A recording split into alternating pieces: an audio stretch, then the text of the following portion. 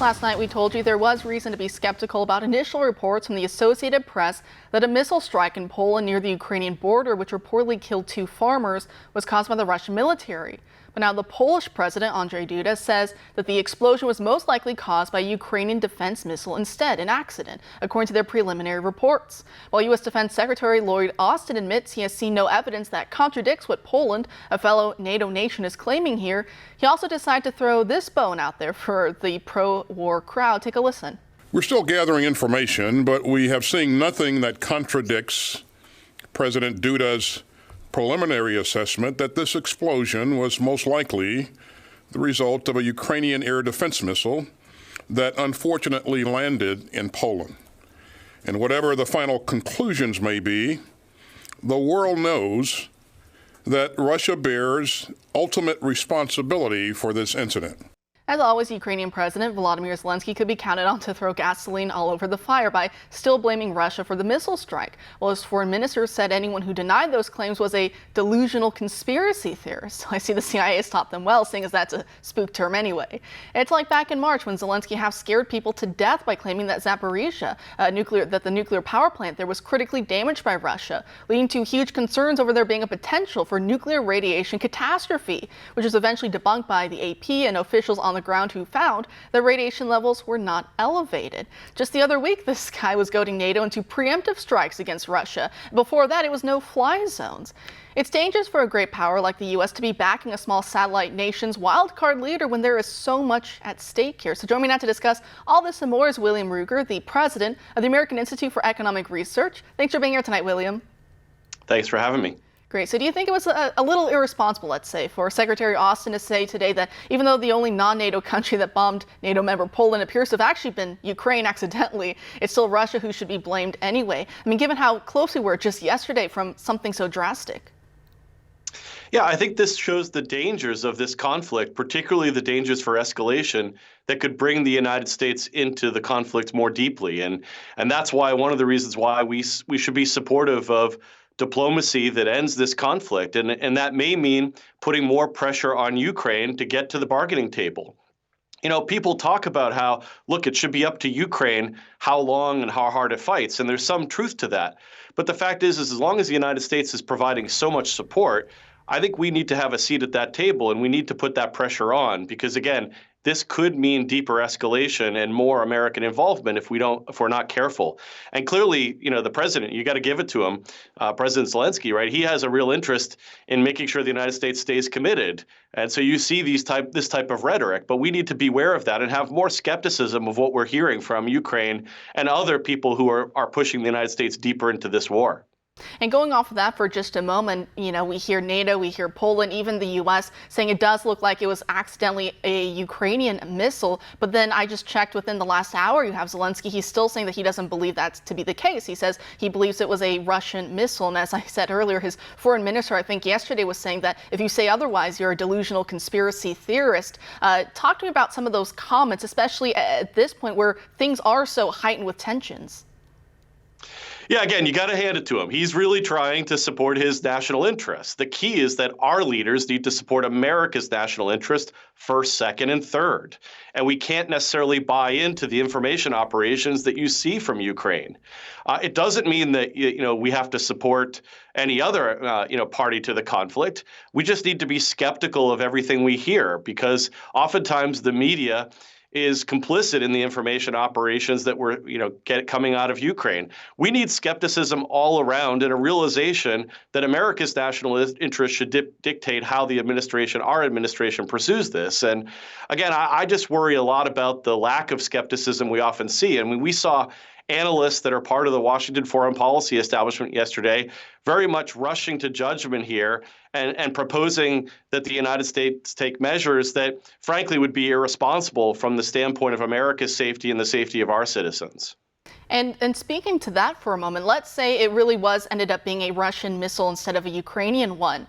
Would that still trigger Article 5? Because as you were saying, we heard that from everyone. You had officials of nations, of other NATO nations. You had reporters, the blue check reporters on Twitter, everyone saying Article 5, Article 5. But even if it was a Russian missile that had killed those two Polish farmers on the Ukrainian border, would that have been enough to have triggered Article 5 anyways?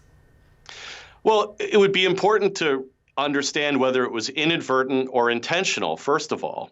But even if Article 5 were triggered, and this is something I pointed out yesterday on Twitter very quickly, is that there are lots of things that could count as an appropriate response that satisfies Article 5.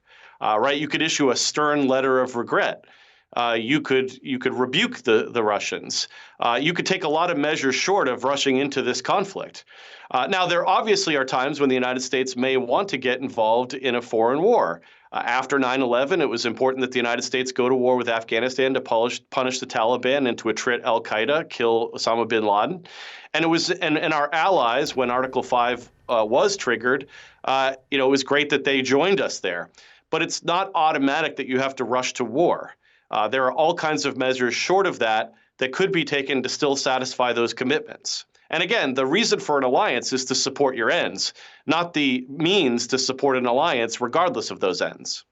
I want to also ask you about the new dollar figure that we're hearing Biden asking from Congress. I think now it's $37 billion. I think perhaps might be the figure that they're looking for in the wake of what we saw yesterday in heightened tensions. And Glenn Greenwald, journalist and co-founder of The Intercept, he put some of those numbers into perspective. He says, if we do so, then that would mean that we've given Ukraine over $91 billion, which he says is 33% more than Russia's total military spending for the year. And it would be double the U.S.'s average annual expenditure on its own war when we were involved in Afghanistan. So talk to me about what you're seeing with some of these figures. I think the key point to put the numbers into context is, what do they actually get us relative to America's security and its other national interests? And the challenge all along with the Ukraine conflict is that the United States has very limited interests here. And that means we ought to be careful about writing a blank check or writing large checks in support of something that, again, is relatively tangential. It doesn't mean that there would be no room for support, but we have to be careful about that price tag, especially considering the fact that we're essentially borrowing from the future and from other domestic priorities. And I've advocated this for a long time, that American grand strategy has to understand the trade-offs that we need to make between America's whole range of interests and what is actually at stake here on the ground. I mean, people talk about how it's important to bleed the Russians here because, again, no one would argue, even the Biden administration, that it's a fundamental national interest to protect Ukraine. Otherwise, he would be demanding that we get into the war more deeply in terms of boots on the ground. So no one's saying that it's actually a core national interest. So then the question is how do we balance this against other priorities? And I say we need to be focusing more of that money and attention on priorities here at home. We got a lot of problems here, and we're spending so much abroad that on top of that, remember, we have a defense budget that's nearing $1 trillion a year. So look, this is not something that I think we should think about sustaining over the long run.